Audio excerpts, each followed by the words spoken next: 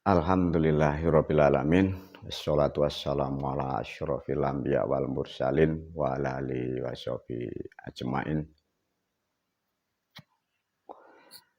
Selamat malam kembali para murid, para santri, para pemirsa dimanapun berada. Setelah guru membuat video dengan judul Kado buat Bangsa, Umat dan Negaraku dengan nuansa yang lain, agak gelap. Semoga tersamarkan sesuatu apa yang dimaksud ya. Karena guru sudah masuk ke ranah pemahaman atau bahasa atau kata atau kalimat menyebut suatu negara. Artinya tatkala ada negara atau bangsa itu meliputi banyak hal ya para murid dan santri. Kalau sudah menyebut suatu bangsa artinya semua suku, semua ras dan golongan ya. Artinya tidak membedakan mana Islam, mana Muslim, mana Kristen, mana Nasrani, mana Konghucu, mana Hindu, mana Buddha, mana Kejawen, mana yang tidak percaya Tuhan, mana yang kafir, mana yang musyrik, semuanya. Kembali melalui video ini guru memberi pemahaman yang baru. Karena guru sudah masuk memberi video ini tentang bangsa dan negara. Karena dalam kehidupan berbangsa dan bernegara adanya suatu hukum atau aturan atau peranatan berbangsa dan bernegara. Dari video guru sudah memberi pemahaman yang banyak ya. Namun melalui video ini guru memberi judul kata dan makna yang disebut ulama itu apa ya. Tatkala ini masyarakat tidak paham dan umat sendiri tidak mengerti apa yang dimaksud, disitulah terjadinya kerancuan, kerusakan bahwa kepentingan yang merugikan manusia, yang merugikan umatnya, yang merugikan dirinya sendiri. Tatkala dari makna suatu bahasa itu tidak dipahami ya para murid dan santri. Semoga melalui video ini sangat membantu untuk memahami atau mencari atau mencapai apa yang disebut kata ulama ya. Para murid, para santri, dari suatu bahasa atau kata itu di dalamnya mengandung sifat yang dimaksud ya. Kata ulama sendiri pada hakikatnya itu bukan dari bahasa Jawa ya. Karena bahasa ulama itu diwakili pemimpin ya. Nanti diulas guru agar lebih tepat. Bila ditinjau dari aspek keilmuan di Jawa, para murid, para santri, para pemirsa, terutama keilmuan di Jawa, itu gelar sebutan itu bagi yang sudah mumpuni atau yang berilmu itu disebut ki, ada yang disebut kiai, ada yang disebut sesepuh, ada yang disebut bini sepuh. Nah, itu hal satu contoh ya, masih banyak lagi sebutan dari keilmuan di Jawa. Jadi gelar sebutan makom derajat yang berilmu itu tidak ada kata ulama para murid, para santri. Kata ulama itu adalah kata bias gara-gara dari ilmu Islam yang di Jawa pun itu mengembang menjadi membentuk bahasa baru yang disebut ulama. Nanti diulas oleh guru. Apa sih yang dimaksud ulama itu, para murid, para santri? Menurut dari sejarah bahasa, dari makna sifat yang keluar dengan apa yang dimaksud ulama, itu antara bahasa Jawa dan Islam menyatu membentuk bahasa makna satu. Ya. Bila mengacu kepada kitab yang di agama Islam, ulama itu mempunyai kata dasar katanya alimun ilmu. Ya. Jadi orang yang berilmu itu disebut ulama. Itu pemahaman yang umum seperti itu. Tapi kita mau mendalami atau kita mengkaji faktanya. Di dunia ini tidak ada orang yang berilmu itu yang jadi ulama. Ilmu itu dimiliki dari orang-orang yang non agama. Nah, artinya dari pemahaman itu aja sudah sudah tidak benar ya, atau tidak tepat. Namun dari bahasa itu menerangkan sifat yang dimaksud ulama itu dari bahasa, karena itu bahasa Islam mengembang dengan sendirinya, artinya sumbernya dari konsonan dari bahasa Jawa. Ulama mempunyai makna itu dua makna ya. Ulama itu satu lemek dari bahasa alam yang ditangkap guru itu dan di cross check dengan para leluhur itu mempunyai dua makna. Ulama itu mempunyai sifat satu itu lemek. Lemek itu apa toh guru? Lemek itu bahasa Jawa kuno. Lemek itu sekarang itu alas duduk yang mungkin sekarang itu seperti tikar atau karpet atau kambal itu. Lemek. Jadi yang dimaksud ulama atau manusia, lemek itu ngelemei. Artinya begini, tatkala manusia itu mempunyai sifat duduk sama rata, berdiri sama tinggi, tidak membedakan suatu apapun, itu karakter ulama di situ. Jadi dari sifat itu menerangkan apa yang dimaksud lemek itu di situ. Lemek sebagai pemahaman juga tatkala ada manusia yang berselisih atau manusia yang beda pendapat, ulama itu sebagai penopangnya atau lemeknya, penopangnya di alasnya, sehingga dia sebagai apa ya, penyangga atau pemikulnya, itu maknanya lemek itu di situ. Dari lemek itu diterangkan satu bahasa lagi namanya ulam. Nah, keilmuannya seorang ulama itu dari konsonan dari bahasa Jawa itu mempunyai makna ulam ya. Ulam itu beda dengan iwak, beda dengan ikan. Ini karena bahasa sekarang sudah tidak banyak yang mengerti. Kalau ikan itu bisa ikan laut, ikan mati, ikan air tawar, ikan di kolam, ikan di akuarium.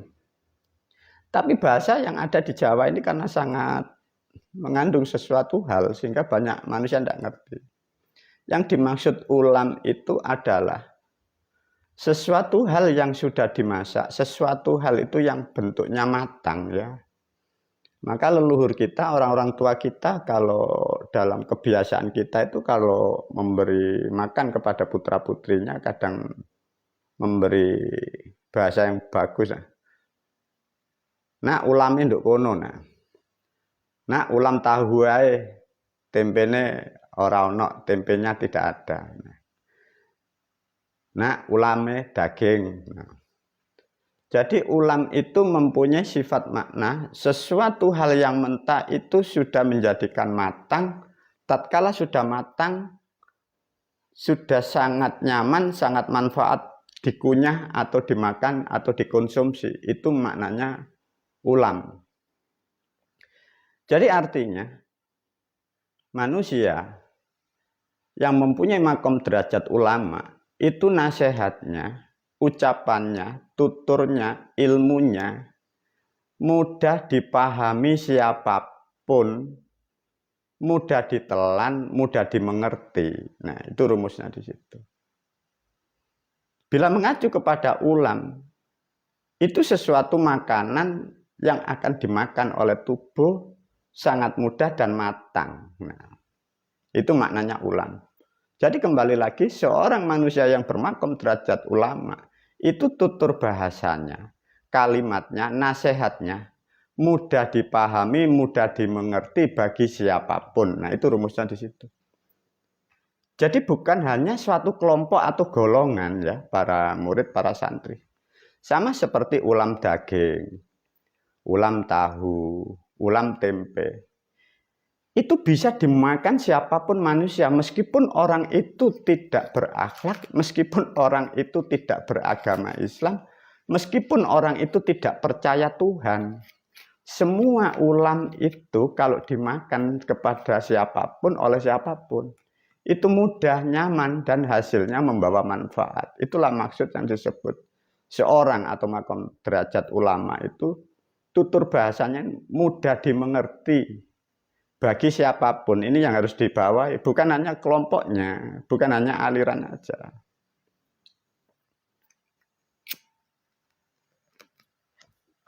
Itulah para murid dan santri, sedikit pemahaman agar kita nanti bisa memilih atau bisa tahu menempatkan siapa manusia itu yang pantas kalian sebut atau pantas kalian tempatkan di posisi itu. Dan juga ini bagi khalayak umum, bagi orang-orang yang beragama apapun, yang baik beragama Hindu, Buddha, Kejawen, Kristen, Nasrani, atau yang kafir, atau yang musyrik. Ini harus untuk diketahui.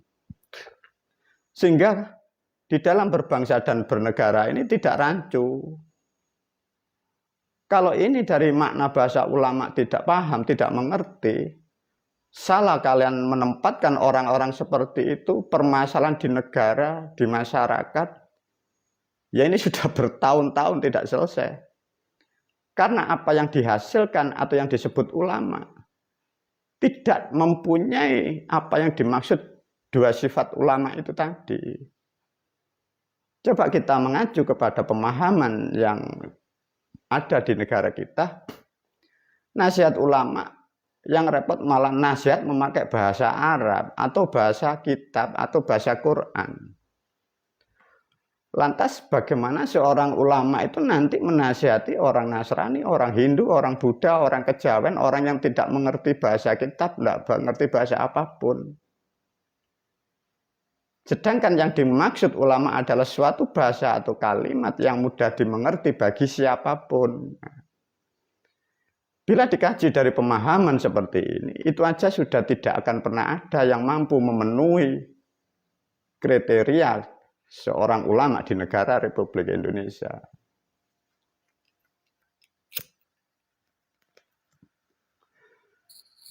Itulah para murid, para santri yang disebut ulama. Jadi mempunyai makna dua. Yang satu adalah sifat keilmuannya, nasihatnya, pituturnya. Itu membawa sesuatu yang mudah dimengerti. Tatkala sesuatu itu mudah dimengerti, artinya manusia yang dalam kebingungan akan bisa mengikuti dengan baik. Manusia yang berselisih paham sehingga mendapatkan siraman kebenaran, siraman tuntunan, siraman ketulusan. Karena mudah dimengerti. Kembali lagi, bagaimana umat atau bangsa Indonesia dinasihati melalui fatwa. Memakai bahasa bukan yang dimengerti di negara kita. Nah, ini kan juga problem para murid dan santri. Ya. Tatkala manusia sudah memahami kata ulama, maknanya seperti itu. Bila mengacu kepada tata bahasa dari awal tadi disentuh oleh guru, bahwa ulama disebut adalah orang alim atau orang yang berilmu, coba kita kaji. Kalau toh sekarang orang-orang disebut ulama itu orang berilmu. Lantas bagi pertanyaannya, ilmu apa yang dia bisa? Dan ilmu apa yang mereka punya? Nah, kalau toh hanya mampu bisa berbahasa Arab, itu kok sebut orang berilmu? Apa kita tidak ditertawakan dunia? Kalau toh yang disebut ulama-ulama sekarang itu standarnya itu orang berilmu, alimun, ulama, orang berilmu, ilmu apa? Nah itu loh, satu contoh pertanyaannya. Ilmu tajwid anak kecil sudah bisa, ilmu sholat semua sudah bisa, ilmu puasa sudah bisa. Justru malah di hari-hari tertentu, menetapkan tanggal 1 Ramadan tidak mengerti, menetapkan 1 Syawal tidak ngerti, keilmuannya tidak ada. Nah, lantas dari sifat ulama sendiri tidak dipenuhi, terus membimbing, mengarahkan perjalanan umatnya, mengarahkan umat yang lain. Nah, inilah satu contoh kesalahan dalam berpikir, kesalahan memahami tentang Islam dan makna-maknanya.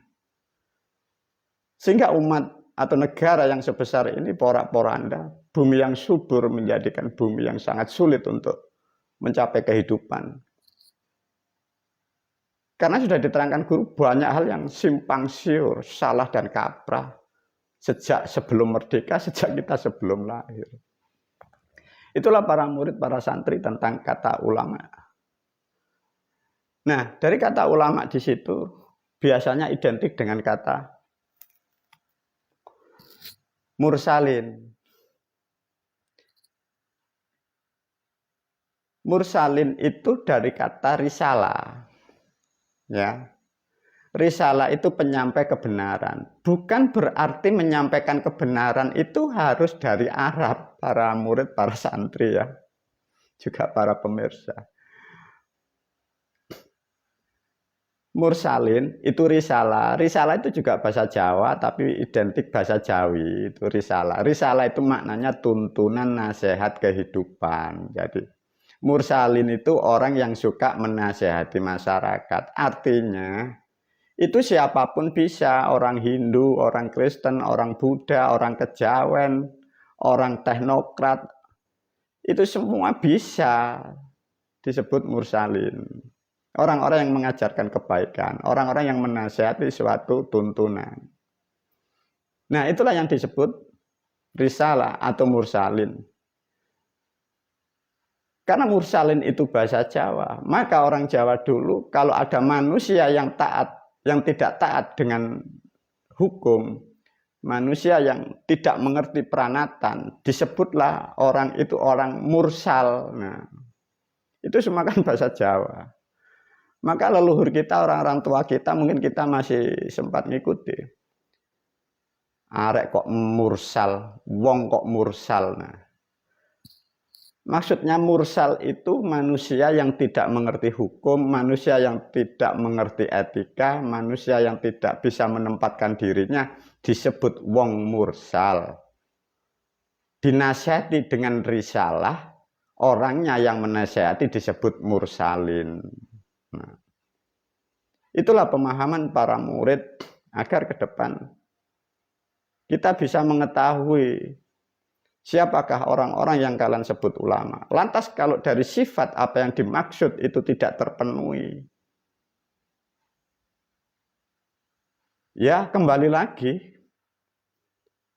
umat ini pun juga hancur, negara rusak, rusak dan rugi kita semua. Ada dalam bahasa yang beredar suatu kalimat, ini diulas oleh guru biar tidak salah paham juga ya para murid dan santri. Al ulama warasatul anbiya. Itu bahasa bias ya para murid.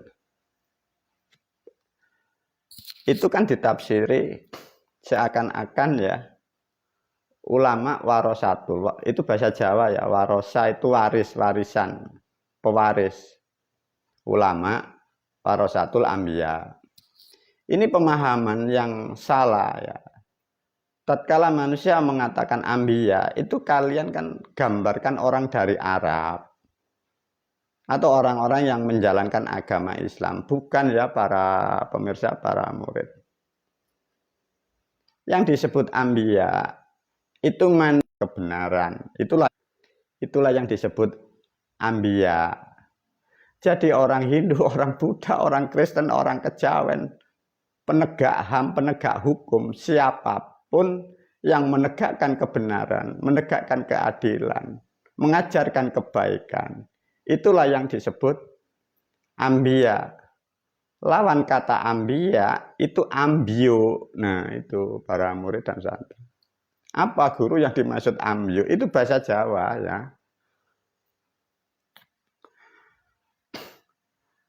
Ambio itu lawan kata dari ambiya. Ambio itu maknanya tumbang atau merobohkan atau merusak atau menghancurkan. Nah, jadi manusia yang merusak kebaikan, manusia yang menghancurkan kebaikan, manusia yang menyimpang dari kebenaran, itulah yang disebut ambio atau ngebiukno.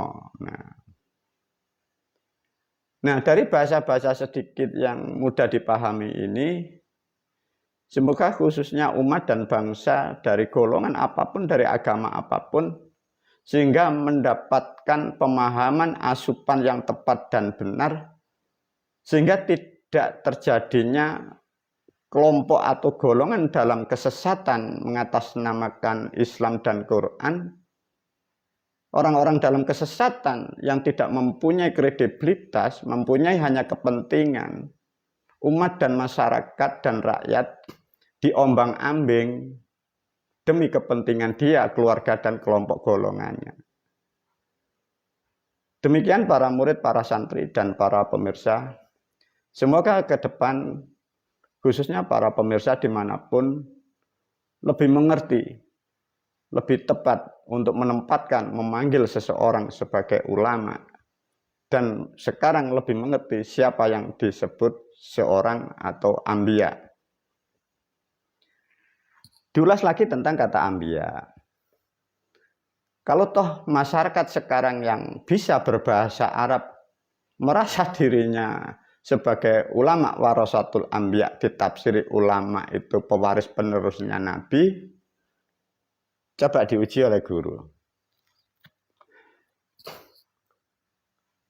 Kalau toh para ulama sekarang yang seperti itu mengaku pewarisnya Nabi, sedangkan jumlah Nabi itu kurang lebih 300 lebih, yang diketahui, yang wajib dihafalkan, yang wajib dimengerti itu kan 25. Lantas kalau toh memang ulama itu pewaris yang meneruskan Nabi, kita kan boleh tanya, Nabi yang mana? Kan begitu. Nah kalau toh Nabi Muhammad itu yang kalian warisi itu apanya? Kan begitu. Nah ini kan satu contoh para murid, para santri juga khususnya rakyat, umat dan bangsa. Saya sampaikan melalui video ini agar pemahaman Islam ini semua mendapatkan, sehingga tidak terjadinya sesuatu karena yang lain tidak mengerti bahasa Arab, sehingga karena tidak mengertinya itulah menjadikan sesuatu yang tipu dan tipu, akal dan akalan. Dari pemahaman kata ulama sudah diterangkan guru, al ulama warasatul anbiya sudah diulas oleh guru. Sedikit cerita ulasan oleh guru. Di dalam era-era sekarang, kurang lebih sejak 2001 atau berapa itu, ada kelompok membuat kumpulan di suatu negara kita, di negara Republik Indonesia, mengatasnamakan dirinya adalah ulama. Para murid, para santri, saya pun sejak kecil juga diajar, dididik oleh kiai, oleh seorang ulama, bahkan diajarkan seorang orang pakar dari pembuat dan pencipta Islam. Coba ini sedikit dipahamkan, juga dibuat pengkajian atau dibuat standar barometer. Tatkala aku diajarkan oleh para leluhur, sebelum manusia itu mencapai keilmuan atau yang disebut ilmu Islam, atau disebutlah seorang kiai atau ulama, itu sebelum mendapat keilmuan ya, itu ada satu hal yang sangat mendasari orang itu atau manusia itu akan bisa menjadi seorang kiai atau ulama. Nomor satu adalah mental. Satu contoh di dalam beberapa saringan di waktu masa muda guru. Beliau-beliau leluhur kita mengangkat, mendidik seorang muridnya. Karakter itu nanti yang menentukan. Lantas apa yang dimaksud guru dengan karakter yang dimaksud ulama? Para leluhur kita dari leluhur Islam dan Jawa sudah memberi standar kepadaku selaku gurumu. Karakter ulama itu ada karakter dua yang tidak bisa ditinggalkan, itu wajib terpenuhi. Satu, karakter seorang ulama, dia berani mengakui kesalahan dirinya. Itu yang harus digarisbawahi ya. Dua, seorang ulama itu berani mengakui kebenaran musuhnya. Itu dua karakter dua syarat wajib itu yang mutlak dipenuhi seorang ulama atau kiai. Nah, ini juga nanti bisa dibuat barometer untuk negara, untuk bangsa, untuk rakyat, untuk umat. Benarkah orang-orang yang kalian angkat seperti itu, sebelum masuk ke ilmuannya, karakter dua itu ada atau tidak? Nah, itu. Begitulah para murid dan santri, juga para pemirsa. Leluhur kita mendidik, mengangkat seorang muridnya, itu tidak serta-merta seperti apa yang kalian gambarkan ya. Tatkala karakter dua sudah dipenuhi, barulah sesuatu ilmu itu nanti akan dituangkan, disalurkan, diberikan, disampaikan kepada muridnya. Tatkala toh ilmu itu sudah didapat, diberikan kepada muridnya, karakternya sudah dipenuhi, itu masih banyak hal syarat yang harus dipenuhi juga. Satu contoh tentang biologisnya. Ini kan satu contoh para murid, para santri, ini juga satu percontohan. Sejak kecil guru pun diajari seorang guru juga. Sampai ini hari semua the best yang mendidik guru. Belum pernah tahu mempunyai guru itu yang beristri 2 dan lebih, tidak ada. Nah, itulah faktanya, pakar the best panutan alam, panutan umat. Itu di situ.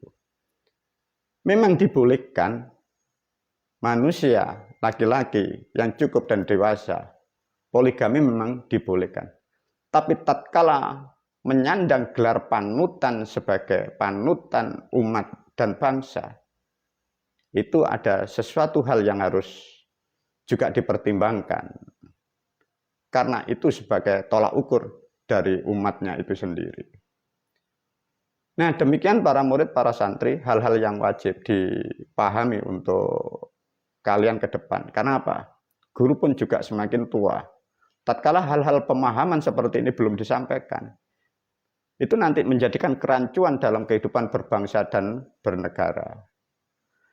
Semoga video ini mampu memberi pencerahan kepada seluruh umat rakyat dan bangsa negara Republik Indonesia. Wabillahi taufik wal hidayah. Wassalamualaikum warahmatullahi wabarakatuh.